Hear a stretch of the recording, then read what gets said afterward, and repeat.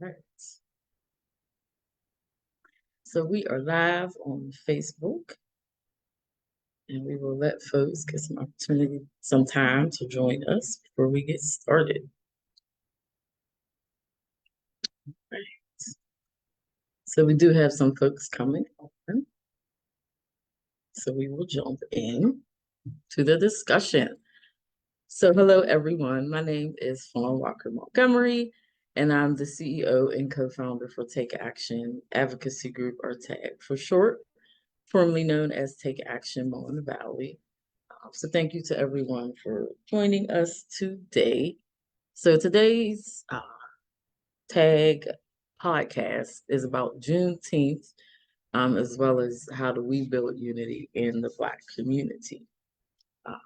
So before we get into our guest, I will just do an overview of what TAAG is. For the new folks who's watching this now, or who may watch this later. So TAAG is a Black liberation organization. We focus exclusively in small communities like the Mon Valley. We understand that a lot of your isms are rooted and they live and they exist in these small communities. We started out in the Mon Valley, which is in the greater Pittsburgh area. For those who don't know, we affectionately call that area the Mon Valley. It's along the Gila River. So that's kind of where TAAG started at. That's where our roots are, really a grassroots Black liberation organization. We've been around since 2014, and we started out as a community group due to some community violence that was going on in our communities.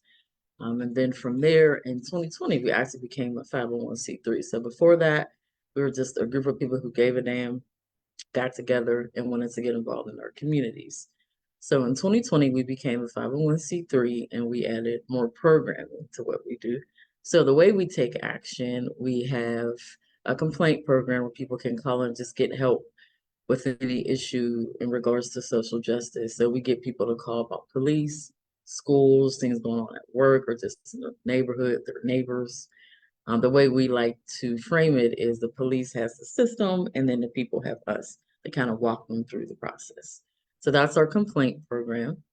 We can assist people with legal assistance as well as mental health as well, because we understand a lot of the work that we do, which is tackling white supremacy, is rooted in trauma. So outside of our complaint program, we have chapters as well. So we have our youth chapter and we have adult chapter as well. Our adult chapter is called Take Action Mon Valley, which is our old name. We kept that name because that's where we started in the Mon Valley. So we have people in our chapter from McKeesport, Duquesne, Clareton, Braddock, North Braddock, and Swissville. And then we have our youth chapter as well. And some things that our youth chapter is working on is Notice School Police as well as Black Joy.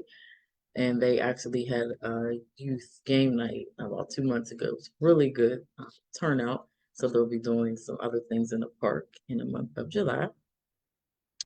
And then we also do trainings and consulting as well. And that really came from people wanting to pick our brains, and we don't do that shit. So now we charge folks for our training and consulting. So we do training and community organizing, engagement, Black liberation, rest, wellness. So we do a gambit of training and consulting. So you all can go to our website. We'll put it in a chat throughout the show to learn a little bit more about TAAG. And we started doing a podcast, this will be about a year now. It really just came from our desire to get more attention for the advocacy cases that we work on. A lot of times in our complaint program, they turn into public advocacy cases, but most times they don't, and people don't even know we're working with people. But sometimes people will want to advocate publicly, and we have several cases now that we're trying to get more attention, amplify the message. So that's really where the podcast came from. And it's been really good for us to kind of get the word out about the advocacy cases, as well as about what TAAG does and about Black liberation. So that's a little bit about TAAG. And today's topic is Juneteenth and unity in the Black community. So before we bring on our guests, I just want to address some of the local things going on with Juneteenth. So I do have an article that I write for the New Pittsburgh Courier. on Black liberation, and I did address some of this in there. And basically, my point about the local Juneteenth celebration, I mean, here in the greater Pittsburgh area, there was a gentleman by the name of B. Marshall who has been doing it for years now locally, and then I guess they wanted to bring on somebody else as well to do some things. And my biggest takeaway from that was it was $125,000 in pandemic funds that were given to this celebration. We ain't got no housing, y'all. I'm gonna say that again. We ain't got no housing, y'all. The mayor was just at like a housing kickoff advocacy campaign, but at the same time, we're finding 125,000. And then this happened after my article came out. So they end up giving what they were supposed to give to B Marshall, but they also found another 125,000 for another promoter. So my point is that that money can be used to have multiple celebrations throughout the city of Pittsburgh and all of the communities we have. Those funds can also go to housing. Those funds can go to political education because Juneteenth is not just a celebration. It's about history. It's about liberation. So that was really my point was we ain't got no housing, y'all. They just shut down a shelter a few months ago. So they put homeless people out. And I'm gonna run that back for y'all. They shut down a shelter, y'all. But we finding over $200,000 for celebrations. I digress. So that was my biggest takeaway with it, is really what is the true meaning of Juneteenth. What are we going back and forth about here? What is this really about? Because it's not about Juneteenth. So I said, hey, let's talk about it on the show this month. So we're going to have a big conversation about Juneteenth. And I'm going to call on our guest, Demetrius Baldwin, to come on here and join me. Hey, Demetrius. So I'm going to read Demetrius' bio. Demetrius Baldwin is a racial equity educator, certified courageous conversation practitioner, YWCA Unite to Heal PA Racial Healing Ambassador, and a current law student at Duquesne University. His career is focused on advancing equity in race and class with a commitment to community empowerment. With over 8 years of experience supporting DEI efforts across the corporate, education, and nonprofit sectors. Yay! Thank you for joining us, Demetrius. Thank you, Fawn, and I appreciate that warm welcome, and I'm just humbled and honored to be here to break this down with you. Yes, yes, yes, yes. And Demetrius grew up and is still living out here in the Mon Valley, and I talk about that all the time. That's why I always start with explaining to y'all what the Mon Valley is, the greater Pittsburgh area along the Halo River. So I'm so excited to have Demetrius here because we always talk about the Mon Valley. It's near and dear to our heart now, right? Yes, yes, yes. I told him I'm Uh, gonna be buried in Braddock. what? Yes, bury me right there Very, on right on Sixth Street. right on six. I'm serious. Hey, man, we bleed the Mon Valley. We do. But we have to because we're so left out of everything. This is literally Mhm. why our organization exists and why we highlight, small communities. So looking forward to the conversation. So my As am I. first question is, oh, go ahead, you was gonna say something? I said, as am I. Let's dig in. Yes, Absolutely. let's begin. So my first question is, do you know the history of Juneteenth? What do you know about so, Juneteenth? but now, like, I feel like I talked to you about this, but I feel like this is a quiz. But uh, Silly. the the history that I know of Juneteenth is both. I think prior to Juneteenth and after Juneteenth, or I think are the most important parts of it. But Mm, um, I think the short of it is in Galveston, Texas. Following the Emancipation Proclamation, there were a series of battles that led to the Union kind of solidifying its power and control over the South. And so as they marched through the South to alert folks that the Union had won and that this Emancipation Proclamation had happened, because obviously if you're in a Confederate state, they're not going to tell you that this Emancipation Proclamation was given, because it didn't even apply to you, right? So um, there was an order. It was called General Order Number 3 that alerted everybody to the fact that they were now free, but they were advised to stay on, at their present home and work for wages, and that their idleness would not be tolerated, nor any kind of uproar either. That, I think, that is and it occurred on June 19th, 1864. So like those are, I think that's the short of it. But I think that history beforehand, where General Tecumseh Sherman is doing his march to the sea, and ravages the southern forces, and then loops back around up through Georgia and takes over the Georgia Texas belt. That belt, I think, is what led to the opportunity for us to have a Juneteenth, and I think that should be known, as well as like the 40 acres and a mule thing didn't come from the Emancipation Proclamation, but from these orders by Tecumseh Sherman around, after the March to the Sea, taking 40,000 acres of land that he was going to gift it to Black families. And he wasn't an abolitionist, right? But he was a white guy who, saw the opportunity there, or the necessity there, right, to lift these people back up. So I think that prior history is really important. And then after that, there were so many people who were still enslaved. Mm-hmm. There were so many people who were still enslaved, rather it be in the form of like full on bondage, or in the form of some kind of sharecropping, right? Mm-hmm. Or having to like live in the same place in which your grandparents were enslaved, and now you're working for the same family. And you could tell by the orders, right, it was to stay and work where you were. Or if it was in the form of being incarcerated or whatever, that people were still being enslaved in the South. And I actually just came back from a trip to New Orleans, and we visited a plantation.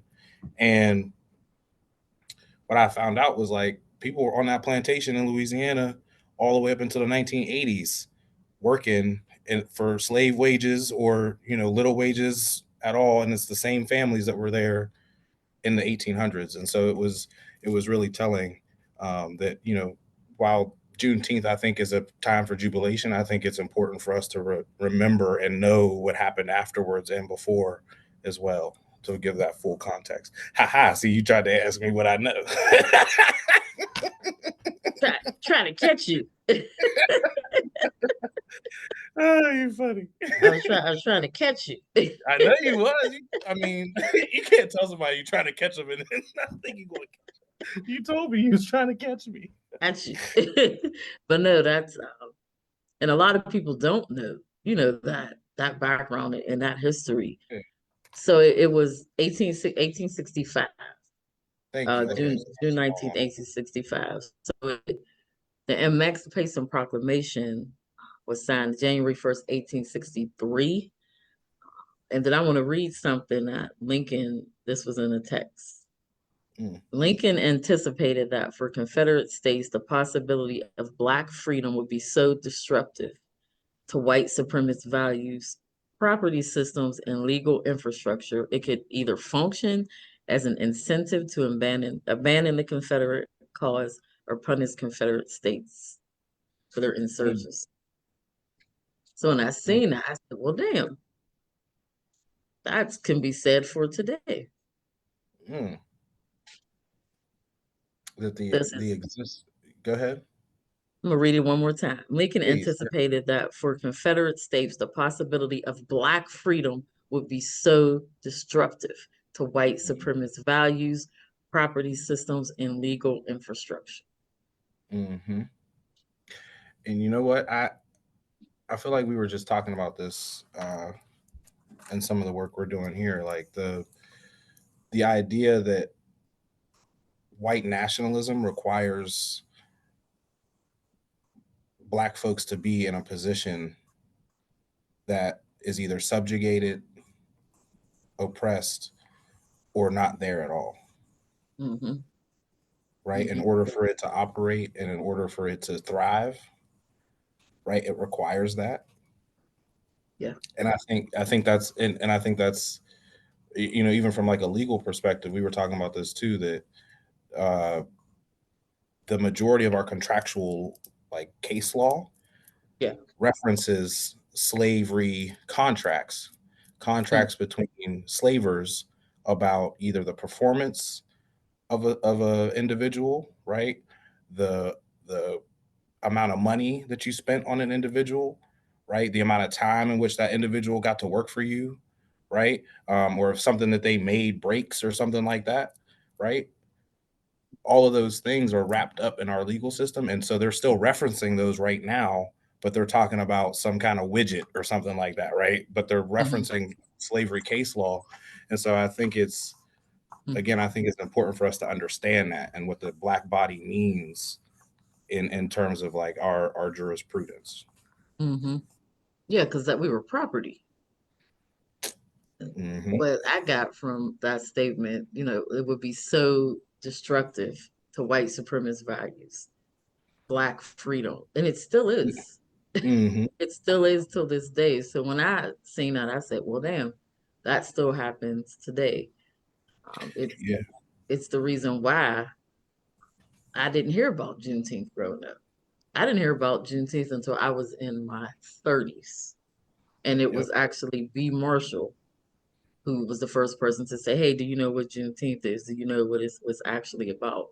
I wasn't taught Yeah. it. No one ever brought up Juneteenth to me ever. Me either. And I was in my 20s when I learned about it, but that was the majority of my life. So like, Mhm. you know what I'm saying? Like I had never heard about it, and I feel like what it means for it to mean so much now and it to only have been something that I've known about Kwanzaa since I was a child, Mhm. right? But but Juneteenth is representative of something that is like I think grown, and I think it's partly to do with the commercialization of it, right? Which I think is a negative aspect, but at the same time, like that is what has catapulted it to everybody's front door, where people are Mm. now thinking about it and seeing it, and you know about it, and I know about it, but that's because of the commercialization. But Mm. it's how do we tap into that commercialization to then like benefit our people? And I feel like that's what something like Kwanzaa hasn't necessarily had that because we don't have the same commercialization as Kwanzaa as we do for Juneteenth, but people are actually like they had Juneteenth ice cream. Now we boycotted that, but As we should have. right, but the fact that people could go to the grocery store and like see references to their culture and something that is supposed to be meaningful, I feel like opens the door for us to tap into it in that Hmm. way. That's an interesting perspective on it. I hate the commercialization of it. I, It as didn't. It didn't help me because I already knew about Juneteenth before then. yeah, Before it became, commercialized. So I think but it's like even horrible. I don't think I it's a think good even like I don't think it's a good thing, but thing. I think it's a thing that has opened a door for a possibility, right? Like Juneteenth, and again, like that history, there were people who found out about their freedom on the 12th of June, or the 13th of June, all the way up until the 19th of June, right? Mhm. That was Galveston was just the last place. Right, right. So you have like just like Kwanzaa, you have 6 to 7 days to observe it, and then you could use each one of those days as something to tap into that unity, right? The same way that Kwanzaa is supposed to. And I feel like that's what we could use it for rather than, like the commercialization of it and living in that commercialization, like Yeah, but tapping into we something live in else. it though. I think that's the We are. problem. Is that is that we live in it. And I had Carl Whitwood on here talking about Kwanzaa because Kwanzaa has been Hmm. commercial as well, and Kwanzaa is a made up holiday. It's made up to honor, African tradition. Juneteenth actually happened. Yeah, Like that shit actually went down and for that sure. happened. So I think there's a reason that we all know why that was so hidden. And Kwanzaa was maybe a Hmm. lot talked about a little, but like Juneteenth went down, Yep. on June Yep. 19th, 1865. It actually went down. It actually happened. And then it was in June 19th, 1866, it was the first Juneteenth celebration Yeah, by the yeah. Freedoms Bureau, which was freed slaves of the South, said, hey, let's get together and have a celebration. What I loved about how they did it was they took that time, they called it a Jubilee Day, but they took that Mhm. time to talk about voting and to talk about political rallies and give instructions on voting and talk about the importance of that. So I really liked how they did the first two celebrations, and I think it's something when it's not commercialized, and when I hear commercialized, I hear whiteness. Mm, mm, It just they just take a brush. mm-hmm. There was a painting that was going around that a black man. There was an artist, and it was our history, and they were just painting it white because Mm, that's what happens, and that's literally what hmm.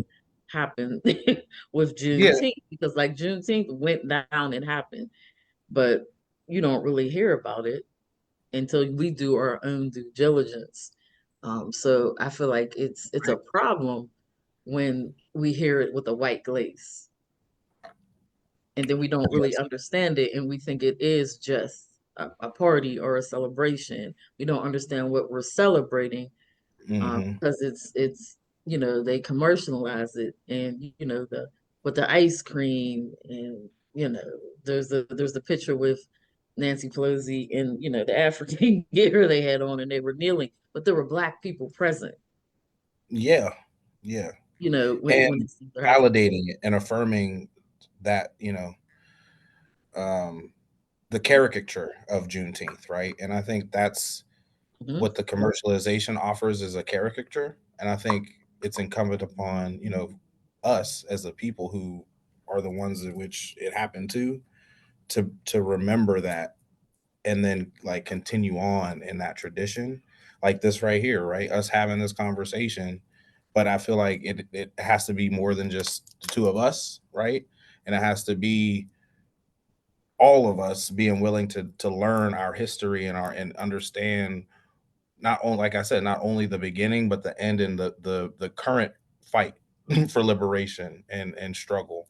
And I feel like too often we're complacent in like the capitalist allure or the capitalist like luxuries that we're offered, right? Like our cell phones and our TVs and our Netflix and our Hulu, and we want to do all of that, but have the Juneteenth section on our Netflix, right? But are you going to sit down and read a book about Juneteenth? Are you going to sit down and read articles or watch videos from experts on Juneteenth or listen to narratives from people who were alive during Juneteenth? Because those exist, and understand it from a perspective that is both historically contextual so that you have a present context to live it in. You know what I mean? That's kind of where I'm at with it.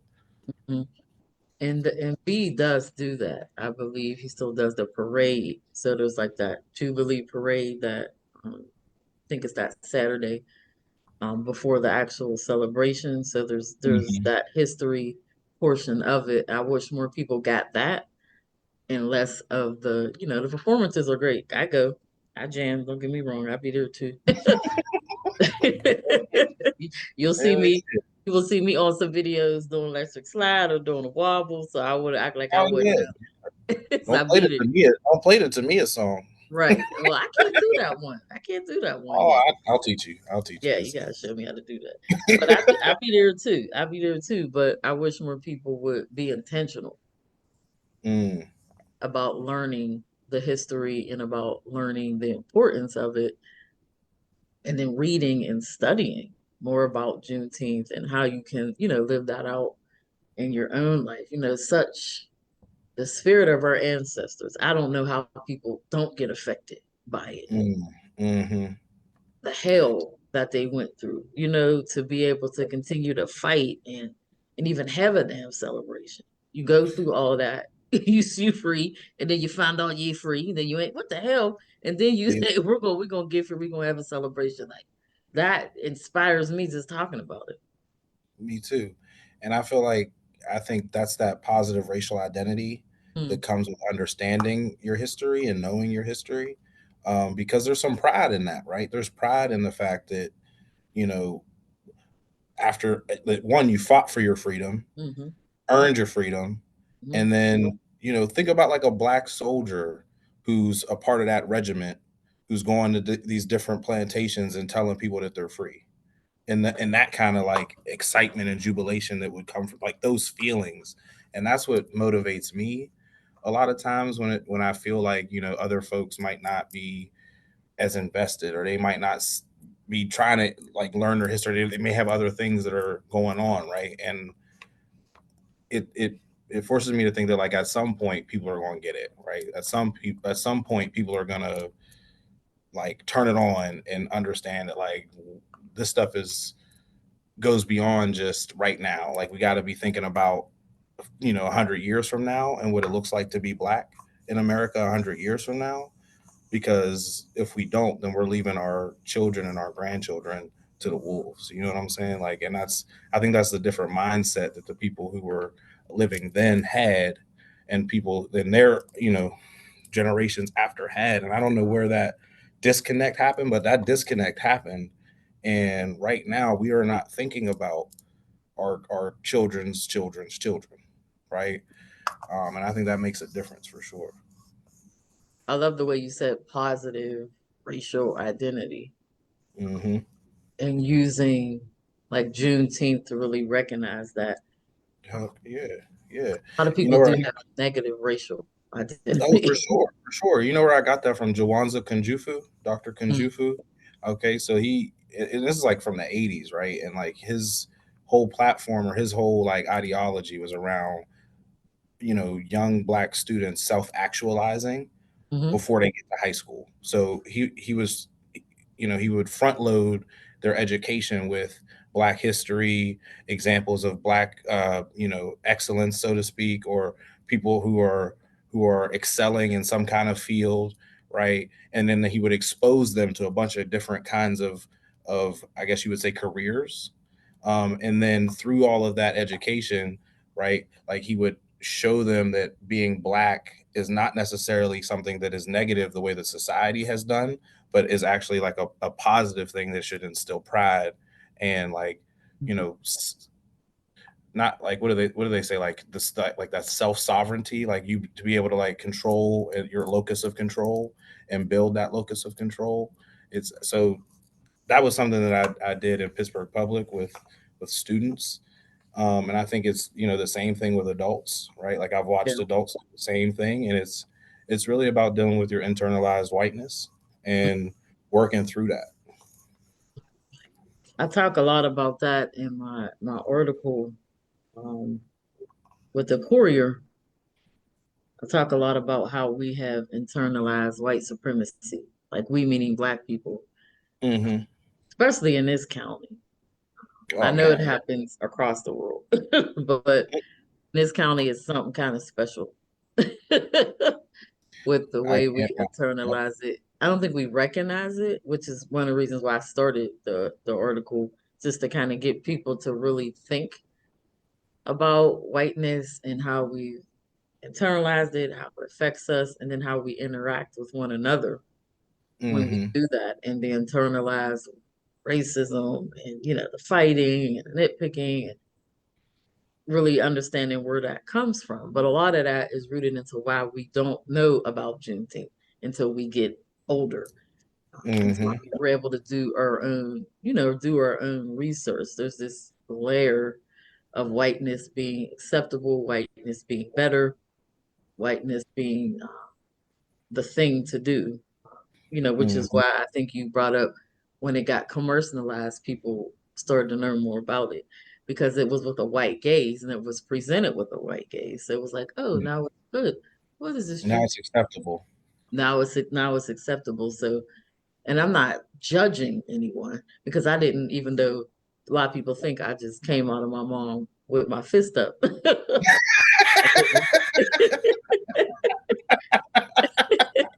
didn't. Like I just, Doctor slapped you on your butt, and you was like, yeah, like "Stop yeah. it, brother." I You're did. I so did that. I had to read. I had to study. Even when I thought I was woke, I wasn't woke. cool. I know for me, I feel like I had my awakening probably when I was like 25, 26. And I'm in the thick of learning and growing still. And I think that journey is never ending. And I feel like being able to navigate the times Hmm. requires you to be able to do that, right? Yeah. To be constantly learning, because just like you said, now more people know about Juneteenth, right? But it's, if you and I haven't been studying and reading, we wouldn't see that this is with a white gaze, Hmm. right? We wouldn't be able to tell that it's a white gaze that they're using, right? But because we're learning in this space, we can do that, and I feel like that's something that you have to continue to do, because all of the I feel like the game's always changing with whiteness. Whiteness is always morphing itself to fit the current milieu, and we got to be able to morph with it and learn with it in order to stay, to stay woke. Stay Ab- woke. Absolutely, stay woke, and even wokeness has a white glaze now. Yeah, commercialized They wokeness has been commercialize. commercialized, right? Like Yep. they made a whole show called Woke or something. Didn't they make a whole show called Woke? Hmm.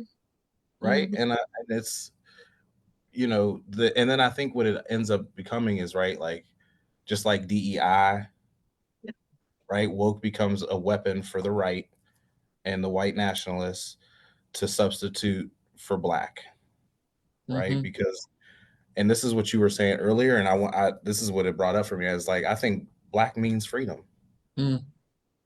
and that is why it is so destructive to white supremacy, because just the very, like, what we mean when we say black is destructive to whiteness. And I think we have to like embed ourselves in that identity in order Hmm. for us to combat whiteness. Like, it doesn't need to be all of who you are, right? It doesn't need to be a monolith in any way, but Hmm. it does have to be something that connects us if we're going to actually combat this monster. Right, and we have to read and we have to study and we have to be intentional. I know for me, I had a couple moments where I was like, okay, now I really see what's going on.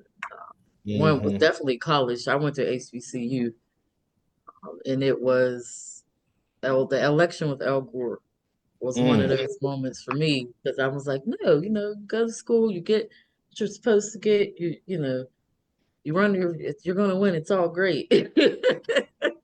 And I remember, going to vote in school and the older Black people saying, just vote Democrat. Just hmm vote this way for him. And I was just like, okay. And I was majoring in political science. mm. So when this happened and electoral college piece, I was like, okay. I went to my professor like, you're not teaching this right. Yeah, Because they ain't like that. electoral college ain't this ain't nothing. So that's Hmm. when I really said, I'm going to have to read and know for myself. So next year, I was like, no, I'm not voting just because they're Democrat. I need to know what they stand for, what they believe in. Are they affected to the Black community? How is it connected? So there was a couple different times throughout my life where I was like, okay, okay, now Hmm. I see, what's really even. I can't even watch movies the same anymore. Yo, I was just thinking about that too. Like, you cannot turn it off once it's on. Hmm. And the first person I heard talk about that was Dick Gregory, Hmm. and he would talk about, like, once you once you get that vision that you it doesn't go away and you can't turn it off, and you'll lose friends, you'll lose family, all because your vision is just, you're seeing not only the present, but you're seeing the future and the past all at the same time. And once you start to look like that, or once your Inklings. yeah, once your sight is like that, right, it changes who you are and how you are. And I feel like that is what needs to connect us. Like, that studying and that learning has to be the thing that connects us as Black folks. So kind of switching gears a little bit to unity. So we've been talking a Mhm. lot about what we can do to kind of be more learning more about who we are, learning more about ourselves. What are some ways that we can build unit, like true unity, in the Black community. And I don't want to say we don't have it, because there are some points that we do have it in certain Mhm. states. Just a lot of it is siloed, like over here, over here, over here. But what would real unity look like to you in the Black community? I feel like real unity requires us to not put ourselves first. Hmm.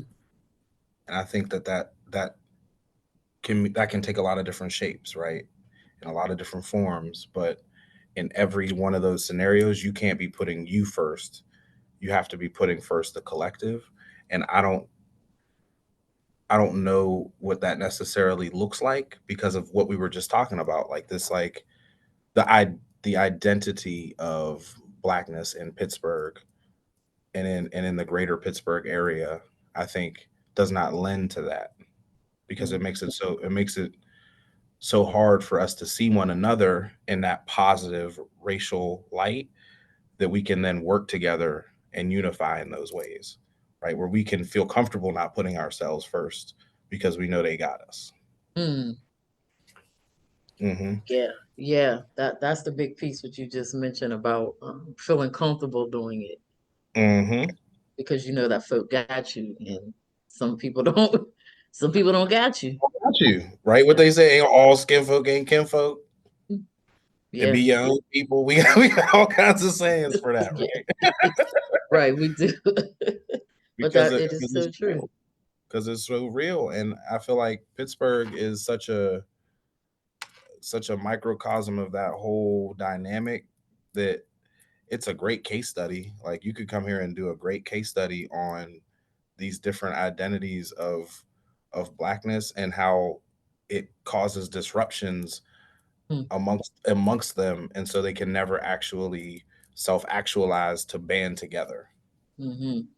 Yeah, people have come here and done studies and tell us stuff we already know. We like, yeah, we know that because we live here. Yeah, we know that we know the Yeah, crab in the barrel thing. We get it. Like, but where there's a even lot of the but I'm sorry. I was gonna say even the idea of Black Pittsburgh, because I don't live in Hmm. Pittsburgh. I say that all the time. Hmm. So when I say that, I'm like, no, what about Black Allegheny County? You know, those other areas outside the city. No, that's what we mean. I'm like, no, you gotta say. You have to say you have to say our names. You have to recognize us. So even the resistance I get when I bring that up.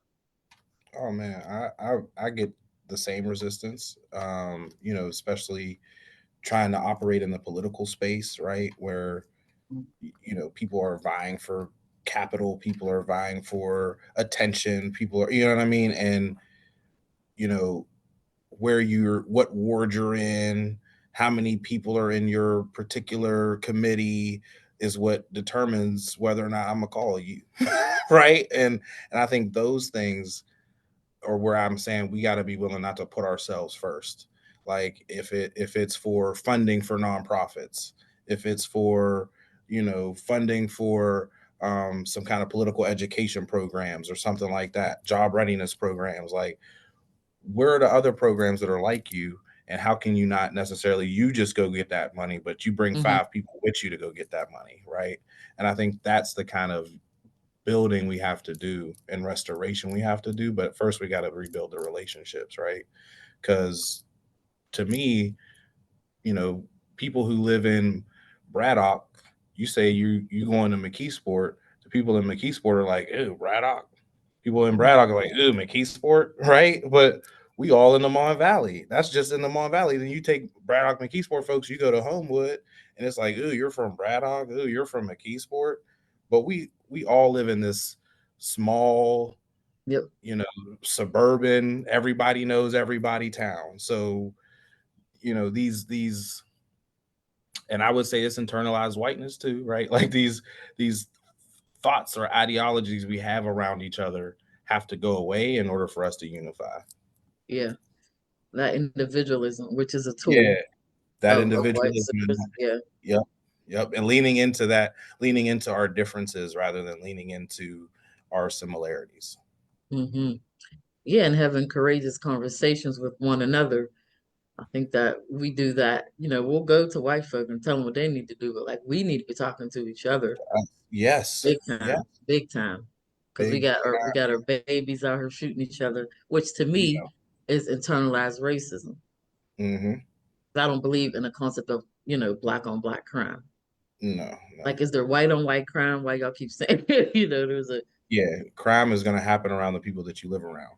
And if you right, keep forcing black people to live around each other, then yeah, that's what it's going to be. And you're forcing black people to live in these, small sectioned off ghettos. And I don't mean ghetto in terms of like the colloquial sense or like the, right, the urban sense, but like the actual definition, right? Like that, the idea of a ghetto in in Germany and Poland was something that they got from the United States. That was not something that they created on their own. That was a tactic that the United States had already used to deal with black folks and indigenous folks.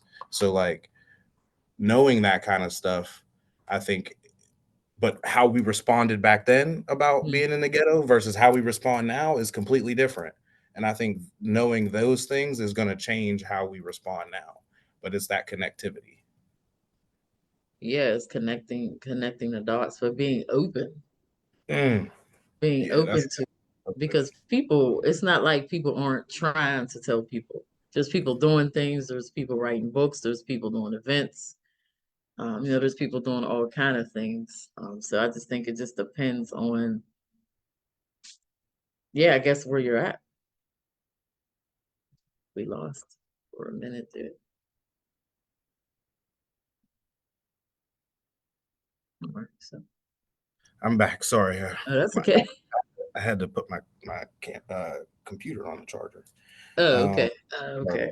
about Yeah, I No, just no, didn't want that's to while you was talking. oh, okay. I thought I could So make this, but I to couldn't. kind of end the conversation, can you just give some, because there are people doing things, Mm-hmm. and I want to kind of highlight the people doing things. And we talked about what other people can do: reading, studying, knowing for yourself, and understanding for yourself our history. And these are Google searches, folks. These are Google Mm-hmm. searches. This is going to your local library, checking out a book for free, Mm-hmm. going to Amazon, ordering a book for like $5 or less. This is talking to your elders. There is so much history in our families. When I did my ancestral veneration, I did that as a way to heal for my chronic diseases I have. And it was helpful, it was powerful. I got to learn so much about my family, my ancestors, my Mm. history. We are going in a few weeks, my family, we're going to South Carolina to meet the Harriet family. I'm a Harriet, and we found the other Harriet family that was on the plantation with us. So we're all Wow. Harriets because that's what they named us. So Yeah. we're going to meet them in July. So wouldn't even Wow. have got there as though I really started to do some of this. I went to my elders, I asked for pictures, I started asking questions, and how they moved up here for a better life because of the mill, and then the mill Mhm. ends up killing most of us Yeah. because the environmental issues. So it's kind of all connected, and then that's the kind of work I'm doing now. And I just Mhm. want to know, like, where does it come from? Because I'm Yeah. doing this work since I was 11, and it's not me.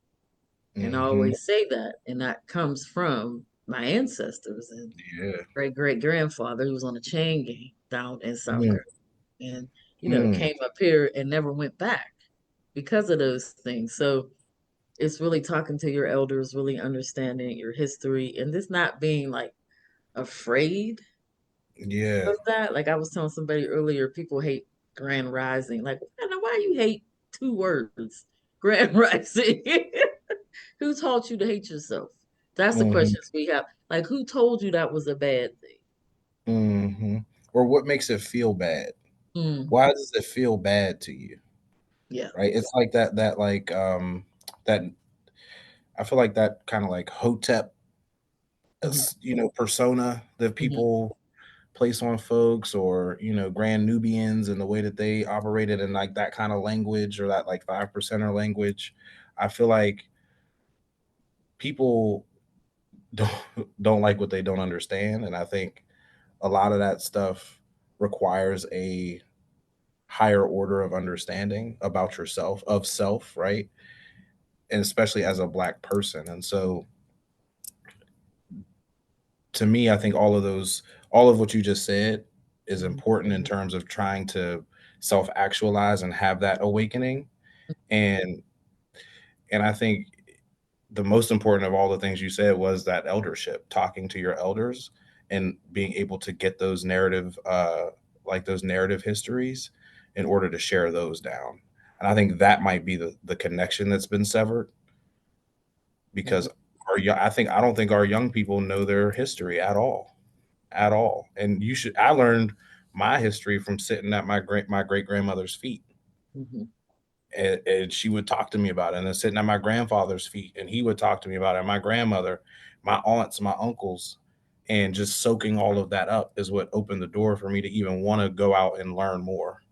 And I think that's what it is the catalyst to learn more, and we got to get back to that. Mhm.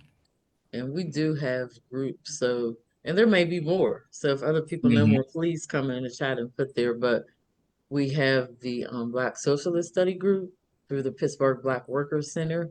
So we'll put that in the chat. We're always welcoming new folks to please come on and join that. We have Joma, that's in the Hill District. Keisha runs that. They have a whole cooperative. So I'm going to have them come on to one of these shows just to kind of talk about that. So there are people building unity. That's what a Hmm. cooperative is. That is us kind of putting in our own funds and doing things for ourselves that is separate from any system, whether that be a nonprofit, whether that be your own personal business, because we will not nonprofit or entrepreneur or self-deliberation, you all. It just won't do that. Yeah, Um, capitalism will not be the tool for us to break the mm-mm. system that is. It's not going to break itself. No, it won't. So, and I'm not saying I don't play in that system because we all do. I just Hmm. understand what I'm doing. I understand that it's not going to save me. Like money is not going to save me from any kind of racism or any kind of anything. Mm-mm. It's still going to be there. So, do you know of other folk kind of doing similar things here locally? Yeah, I know the Sankofa Institute is always doing things like that.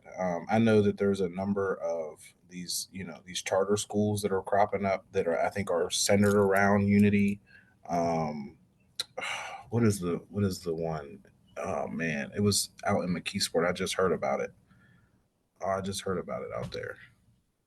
It's Oh, you're talking about escaping. Healthy Village. That's it.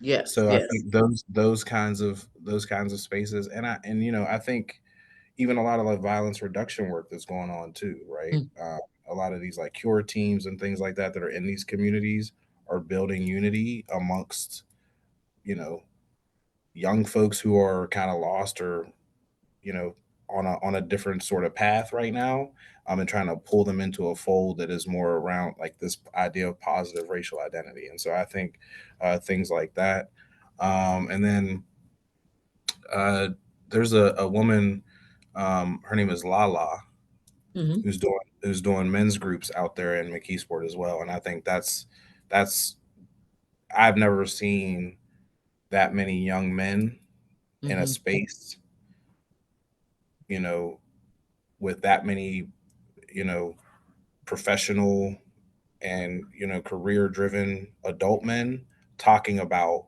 their careers and opportunities and like what to look out for and how to navigate life in order to get to where they are. And I feel like that was really powerful. And so um, more and more opportunities like that I hope are coming in the future. um, but yeah, like those would be the ones that I would name off the top of my head.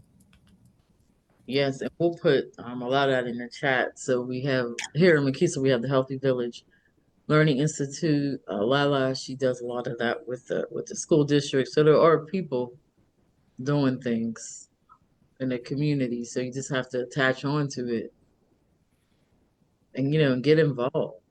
Talk to your elders. Read a book. Go. I mean, you can read online books. You don't just have to go to. They have online books now. There's abundance of things that people can get into if they choose to.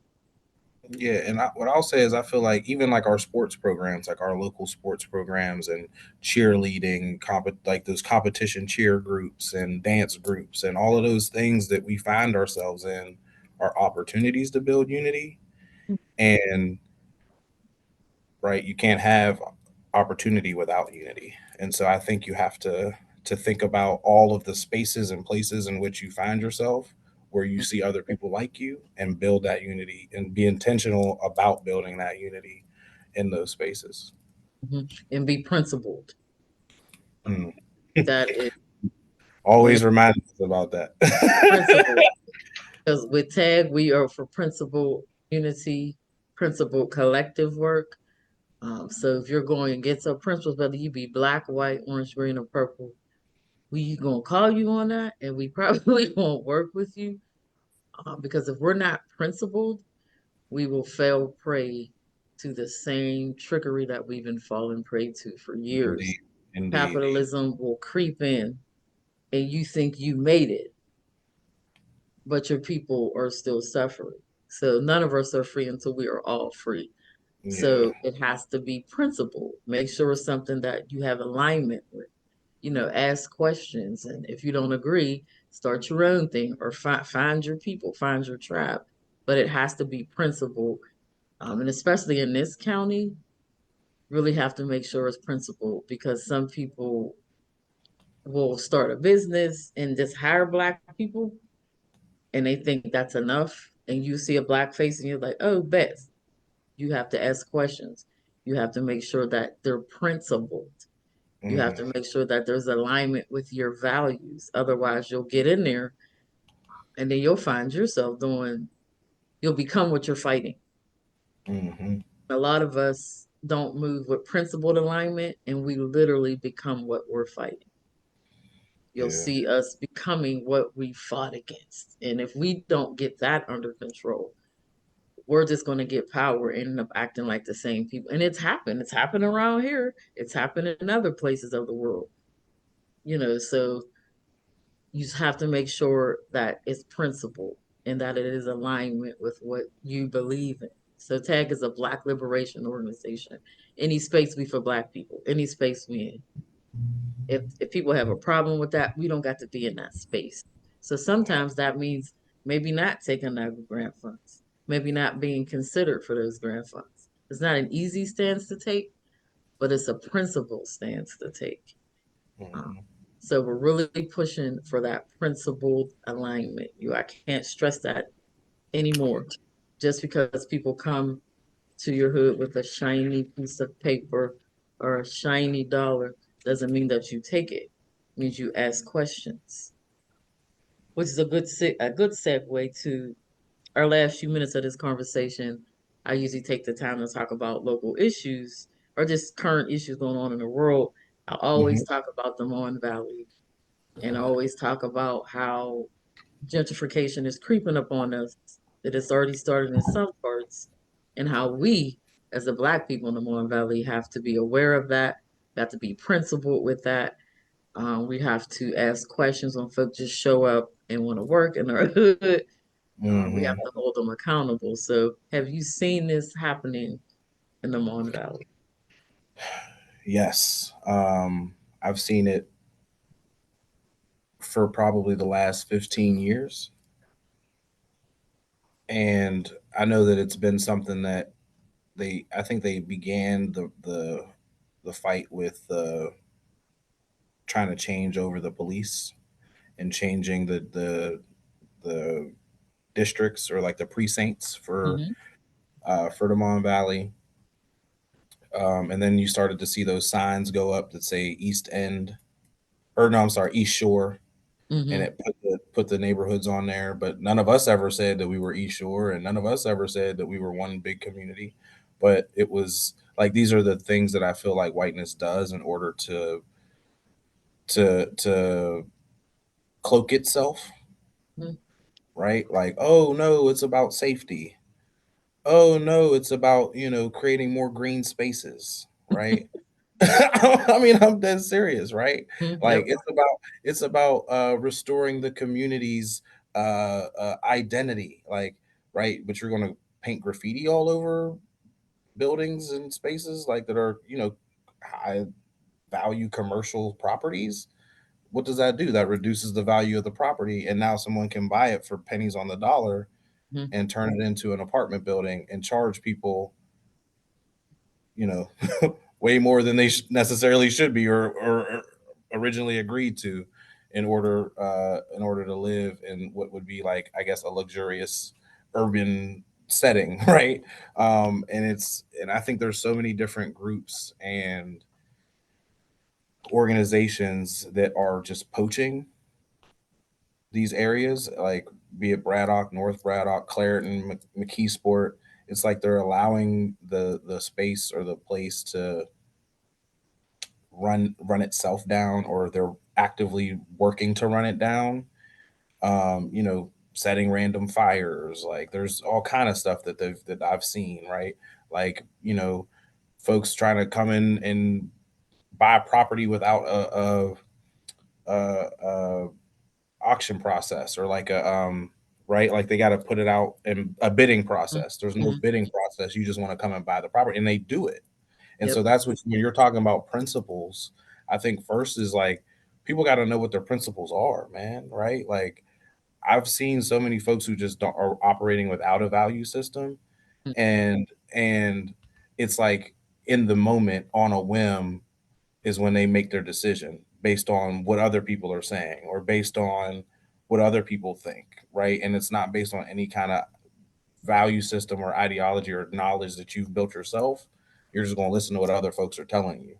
And I Mhm. think I think that is the thing that has opened the door for all the gentrification that's happened, is folks being so trusting and like and I don't want to like, and not knowing enough about what it is that they're taking on, and making decisions that impact large groups of people, right? Large swaths of folks, without taking the due diligence to really understand what it is they're about to do. Mhm. And this is going to be happening to us for the next few years. So we Mhm. have to principle, we have to ask questions. People call me all the time. I said, "Did you ask the community? Well, let's host a meeting. Let's go canvas. Let's go ask people. Calling tag or calling phone is not calling them on Valley." Is not talking to the community, Right. I'm one person. right? There's a whole hell of a lot of us over here. But there's got to be more of yous, right, Fawn? Because a lot of us will take that call and speak on the community like we are the community, Hmm. right? I know. Right. And I think, I mean, right, you know them, like there's like that. Mhm. That's got to stop. Like we got to It stop doing does. that. We You know what do. I'm saying? We got to hold ourselves accountable. We do, man. We do, Yeah. and we got to be willing to have that hard conversation Mhm. when the community doesn't agree with us, Mhm. Exactly. And that's why right? I always end talking about the Mon Valley and other, because it's happened in small communities across the world. We have to demand community benefits agreements or CBAs or some Mhm. form of shared power agreement before we let any nonprofit corporation business come into our hood. So we'll Mhm. be doing a lot of workshops on CBAs, community benefits agreements. I'll be talking about this at our upcoming events. So I'm gonna Cool. say we have two coming up. We have one on Monday in Crawford Village. That's for any resident in Crawford or Harrisonville. Those are our projects here in McKeesport, and that's on utility rights. So we have people coming to speak about utility rights for tenants. That's at 4:30, and that's at the James Brewster Center in Crawford Village. And then at 6, we have an environmental justice forum in McKeesport where we're talking about how that shows up for us. In addition, the city just got some funds, so we Mhm. want to talk about what, the city should do with the money, what the community thinks the city should do with the money. So I'll be talking about community benefits agreements there. And then on the 19th, was actually Juneteenth. We are a part of a Juneteenth celebration in McKeesa with a bunch of other great organizations, great people. And that's going to be June 19th, 12 to 6. And that's going to be on Bailey Avenue in McKeesport. So we'll put all these links in our chat. Please come out and check us out. Those are our June events. We'll also be setting up tables at events across the county. And then I'm going to end with some other things going on. But that's going to give Demetrius, if you wanted to say any final words. No, I just thank you again for having me on. This was, like all our conversations, a great one, and I just appreciate you. and I learned a lot. So, Oh, well, thank you. I appreciate you as well. Thanks for coming on. mhm. So I would not get on here and not mention Palestine, Congo, Haiti, Sudan, other parts of the world going through their own genocide. I'm not going to never get on here and not mention that. There is a long, long line of solidarity between the Palestine and the Black struggle.